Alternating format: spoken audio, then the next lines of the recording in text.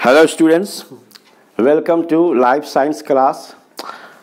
आज का मेरा लाइफ साइंस में जो चैप्टर है उस चैप्टर का नाम है बेसिक प्रॉपर्टीज़ ऑफ लाइफ, यानी ज़िंदगी के बुनियादी खसूसियात। यहाँ पर लाइफ के 8 बेसिक प्रॉपर्टीज़ का नाम लिखा हुआ है। इन्हीं प्रॉपर्टीज़ के बिना पर हम ये फ़र्क करने की कोशिश करेंगे कि जानदार और गैर जानदार में क्या फ़र्क होता है। अगर पूछा जाए कि जानदार की डेफिनेशन क्या है या गैर जानदार की डेफिनेशन क्या है, तो इसके डेफिनेशन को समझने के लिए हमको सबसे पहले समझना होगा कि जानदार और गैर जानदार में क्या फ़र्क है। तो इन्हीं प्रॉपर्टीज़ के बिना पर हम जानदार और गैर जानदार के दरमियान इम्तियाज़ को हम समझेंगे। तो सबसे पहला मेरा लाइफ का, ज़िंदगी का जो प्रॉपर्टी है या माने इसको खसूसियत बोलेंगे, वो क्या है? Cellular organization. इसका मतलब क्या हुआ कि कोई भी जानदार हो, चाहे वो प्लांट हो या एनिमल हो, हर जानदार, हर लिविंग ऑर्गेनिज्म जो है एक सेल का बना हुआ है, जिसको हम खुलिया बोलते हैं। सेल को डिफाइन इस तरह से किया जाता है कि सेल जिंदगी का बुनियादी स्ट्रक्चरल एंड फंक्शनल यूनिट है। जैसे एक मकान होता है, एक मकान में सबसे असल चीज़ क्या होता है? असल चीज़ होता है उसकी ईंट, जिसको हम ब्रिक बोलते हैं। एक ईंट के ऊपर दूसरा ईंट, दूसरे के ऊपर तीसरा ईंट, तीसरे को चौथा ईंट, इस तरह से ईंट के ऊपर ईंट को सजाकर दीवार खड़ा किया जाता है। फिर इस दीवार के ऊपर से फिर जो है एक और दीवार खड़ा किया जाता है। इस तरह से चारों तरफ दीवार खड़ा करके किया जाता है। फिर उससे एक कमरा बनता है, फिर कई कमरे मिलकर जो है एक फ्लोर, और इस तरह से कई फ्लोर मिलकर एक बिल्डिंग बनता है। तो हमारा जिस्म जो है, या किसी का प्लांट हो या एनिमल हो, सबका जिस्म जो है सेल का बना हुआ है। अब कई सेल्स आपस में मिलकर टिश्यू बनाते हैं, उसी तरह से कई टिश्यूज आपस में मिलकर ऑर्गन बनाते हैं, और फिर कई ऑर्गन्स एक साथ मिलकर जो है एक सिस्टम की तामीर करते हैं। तो ये जो है पै दर पै जो है इस तरह से इंसान का जो है या किसी भी जानदार का जो है जिस्म जो है तैयार होता है या तामीर होता है। तो ये था सेलुलर ऑर्गेनाइजेशन के बारे में। दूसरा नंबर है प्रॉपर्टी होम्योस्टेसिस। होम्योस्टेसिस क्या है? अच्छा, इसमें एक और चीज़ देखिए सेलुलर ऑर्गेनाइजेशन में, कि प्लांट हो या एनिमल हो, इन तमाम का बॉडी जो है सेल का बना हुआ है। लेकिन किसी भी गैर जानदार चीज़, जैसे मतलब समझ लीजिए यहाँ ये इस रूम में हम पढ़ा रहे हैं, और यहाँ पर ये आपके सामने बोर्ड है, ये एक इसको पेन है, ये पंखा है, फिर से ये एक टेबल है, ये सेल का बना हुआ नहीं है। तो अगर हम ये कहेंगे कि एक लिविंग बीइंग में और एक नॉन लिविंग बीइंग में क्या फ़र्क है, तो हम ही कह सकते हैं कि लिविंग बीइंग का बॉडी जो होता है वो सेल का बना होता है, और नॉन लिविंग के बॉडी में किसी तरह का कोई सेल नहीं पाया जाता है। होम्योस्टेसिस होम्योस्टेसिस क्या है कि बाहर में, इंसान के जिस्म के बाहर में एक एनवायरनमेंट है, एक माहौल है। ये माहौल जो है हमेशा तब्दील होते रहता है, बदलते रहता है, इसके जो चेंजेस होते रहते हैं, ठीक है। लेकिन इस इंसान के जिस्म के बाहर में जो माहौल है, इस माहौल में तब्दीलियां होने के बावजूद हमारे जिस्म के अंदर में भी एक जो है माहौल है, इंटरनल एनवायरनमेंट है, ठीक है। तो हमारे जिस्म के बाहर में जो फिजिकल एनवायरनमेंट है और हमारे जिस्म के अंदर में एक इंटरनल एनवायरनमेंट है। तो फिजिकल एनवायरनमेंट जो हमारे जिस्म के बाहर, यहाँ बहुत सारे तगय्युर तब्दीलियाँ होती रहती है, लेकिन इसके बावजूद जो है हमारे जिस्म का जो इंटरनल एनवायरनमेंट है उसमें कोई तब्दीली या कोई चेंज नहीं होता है। एक मिसाल से समझ लीजिए कि हमारे बॉडी का टेम्परेचर कितना है? 98 98.6 डिग्री फ़ारेनहाइट, 98.6 डिग्री फ़ारेनहाइट या 37 डिग्री सेंटीग्रेड। ये हमारे किसी भी नॉर्मल ह्यूमन बॉडी का ये एक टेम्परेचर है। अब ये टेम्परेचर जो है साल भर जो है हर एक इंसान का जो है कांस्टेंट रहता है, फ्लक्चुएशन हो सकता है थोड़ा बहुत, लेकिन ये टेम्परेचर हमेशा सालों भर 365 दिन ये टेम्परेचर बरकरार रहता है। लेकिन 365 दिन हमारे जिस्म के बाहर में जो एनवायरनमेंट है, ये एनवायरनमेंट एक जैसा नहीं रहता है। सर्दी का मौसम आता है, बहुत कड़ाके की ठंडी पड़ती है, इसका कोई असर हमारे ह्यूमन टेम्परेचर, बॉडी टेम्परेचर पर नहीं पड़ता है।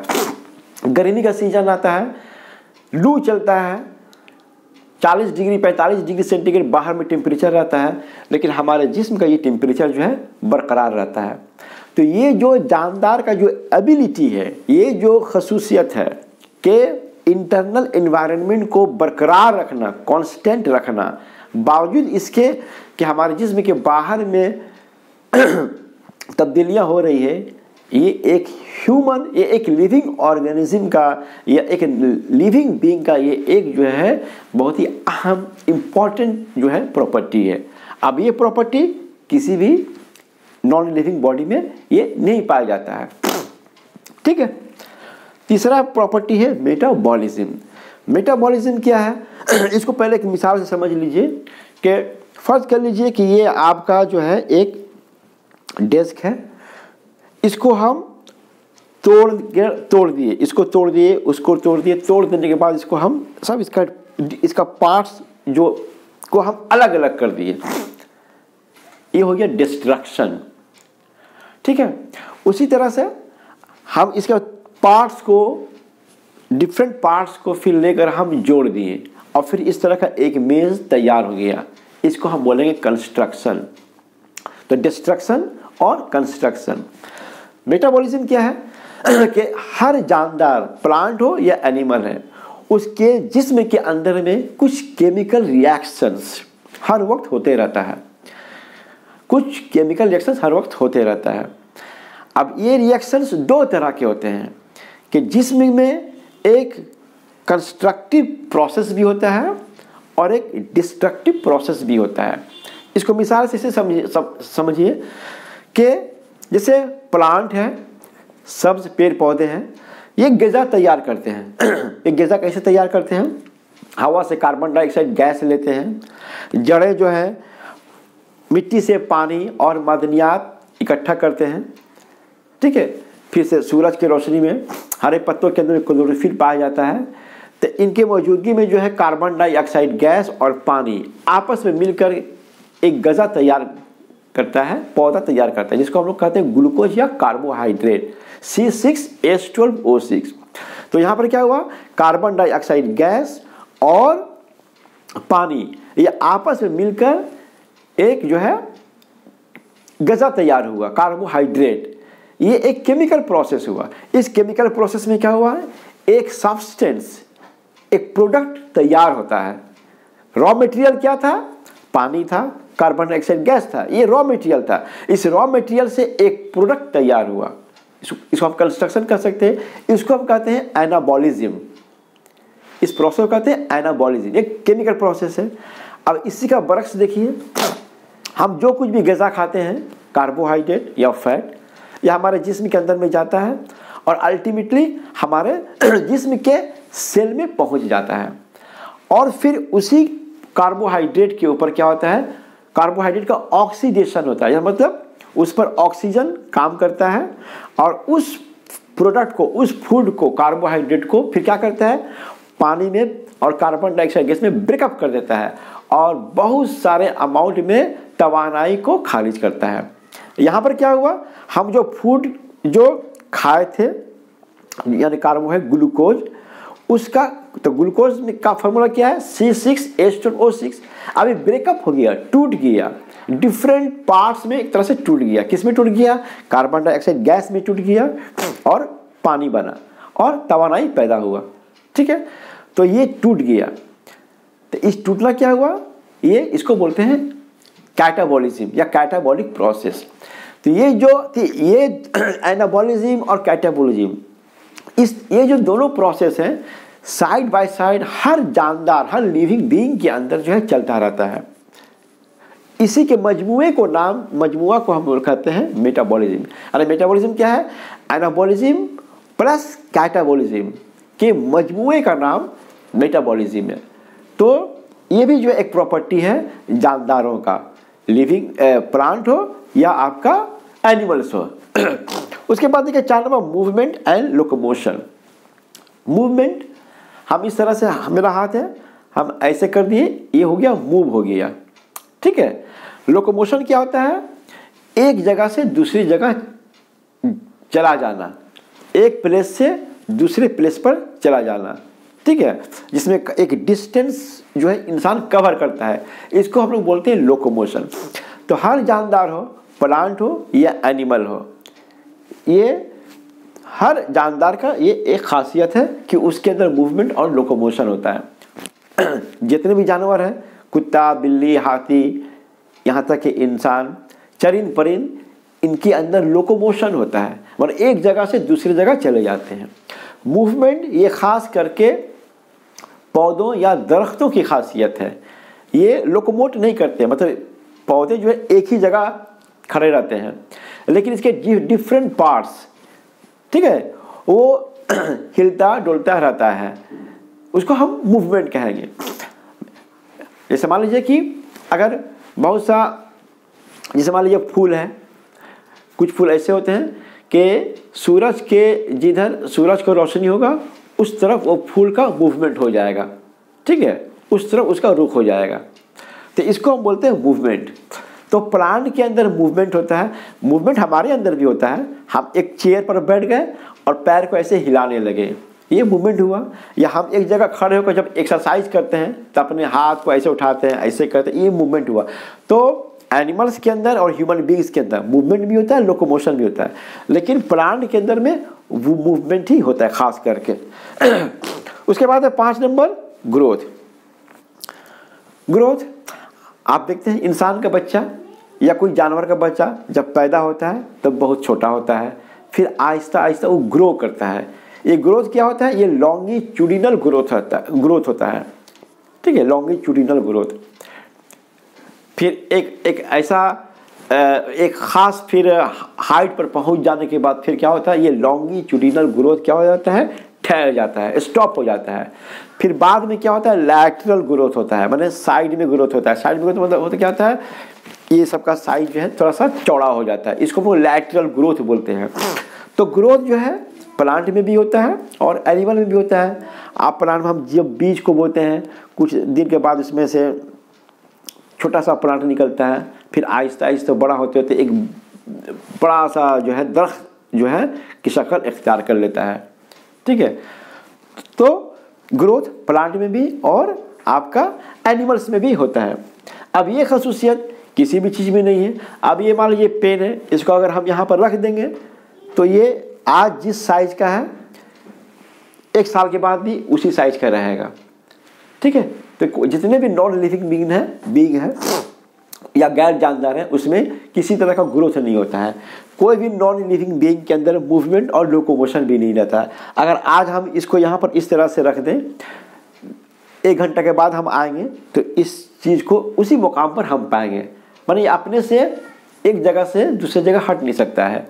तो लिविंग जो बीइंग्स है उसके अंदर ये सलाहियत है, ये खसूसियत है। तो अल्लाह ताला इंसान को जो पैदा किया है बहुत सारे सलाहियत, खसूसियत और पोटेंशियलिटी के साथ जो है पैदा किया है। इसके बाद है इरिटेबिलिटी।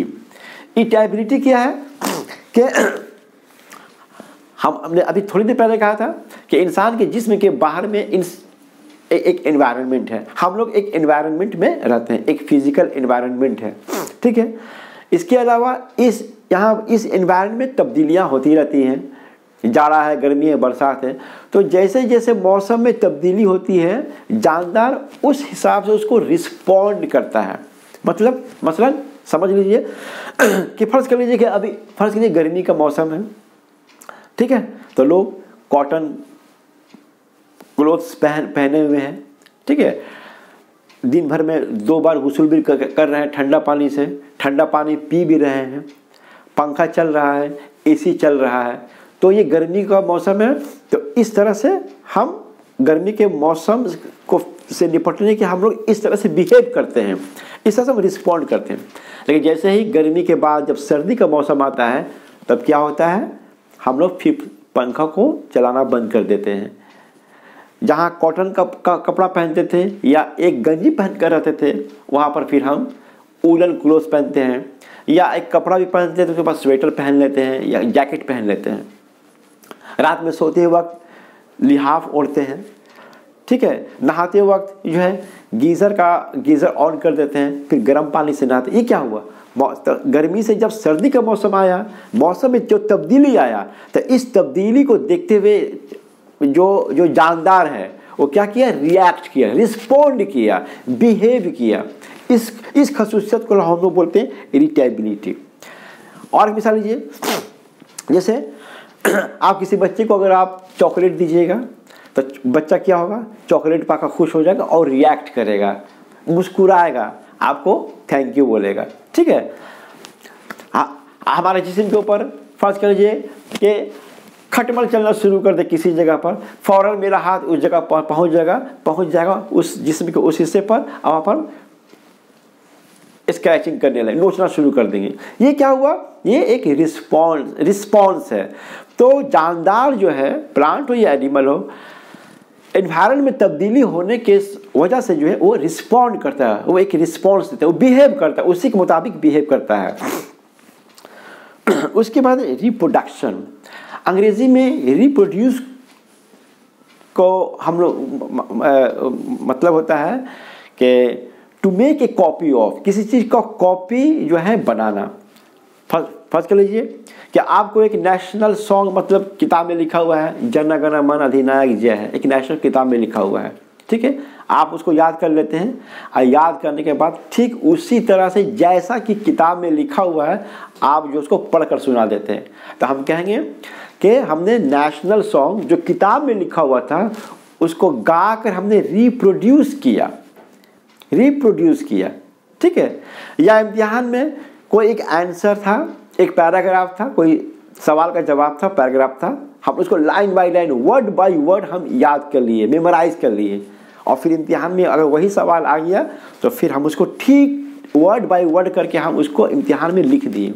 हमने क्या किया, रिप्रोड्यूस कर दिया, एग्जैक्ट कॉपी जो है वहाँ पर हमने पेश कर दिया।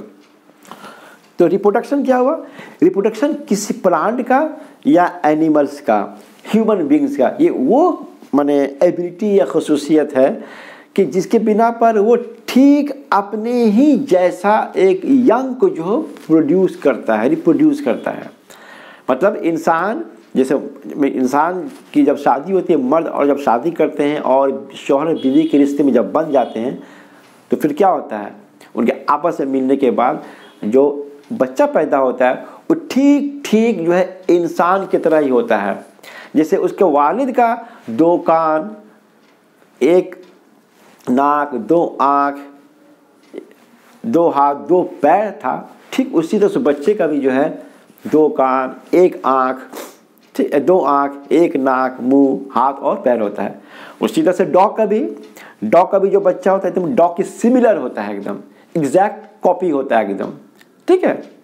कोई भी जानवर हो, बकरी हो, हाथी हो, तो ये जानदार की एक खसूसियत है कि वो ठीक अपने ही जैसा जो है बच्चा को पैदा करने की सलाहियत रखता है। इसके अंदर में कोई सलाहियत नहीं है, इससे कोई भी नया पेन नहीं बनेगा। एक पंखा है, एक पंखा से 2 पंखा नहीं होगा, ठीक है, इसके अंदर ये सलाहियत मौजूद नहीं है। इसको हम कहते हैं रिप्रोडक्शन। उसके बाद है लाइफ साइकिल। लाइफ साइकिल क्या है कि इंसान पैदाइश से लेकर मौत तक एक साइकिल को कंप्लीट करता है।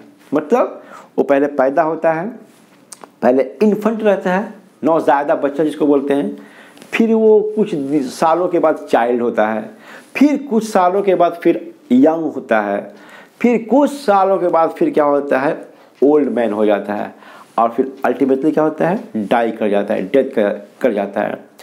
तो इस तरह से एक साइकिल को पूरा किया, इन्फेंट, चाइल्ड, यंग, एडल्ट बोल लीजिए, ओल्ड एज बोल लीजिए, एक साइकिल को कंप्लीट करता है।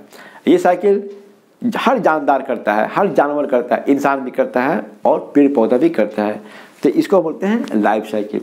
तो ये थे बेसिक प्रॉपर्टीज ऑफ लाइफ। मतलब हर इंसान के अंदर अल्लाह ताला ने ये सलाहियत को देकर पैदा किया है, ये पोटेंशियलिटी है, ये एक एबिलिटी है, ठीक है। इसी एबिलिटी के बिना पर हम जानदार में और गैर जानदार में हम फ़र्क कर सकते हैं। जितने भी गैर जानदार हैं उनके अंदर ये तमाम एबिलिटीज़ या ये तमाम प्रॉपर्टीज़ नहीं पाया जाता है, लेकिन इंसानों में पाया जाता है। तो ये था आज का lesson basic properties of life में। हम उम्मीद करते हैं कि आज का लेसन आपको अच्छी तरह समझ में आया होगा। आपसे गुजारिश है कि मेरे वीडियो को शेयर कीजिए, मेरे चैनल को सब्सक्राइब कीजिए और अपने दोस्तों तक जो है इस वीडियो को शेयर कीजिए। Thank you very much.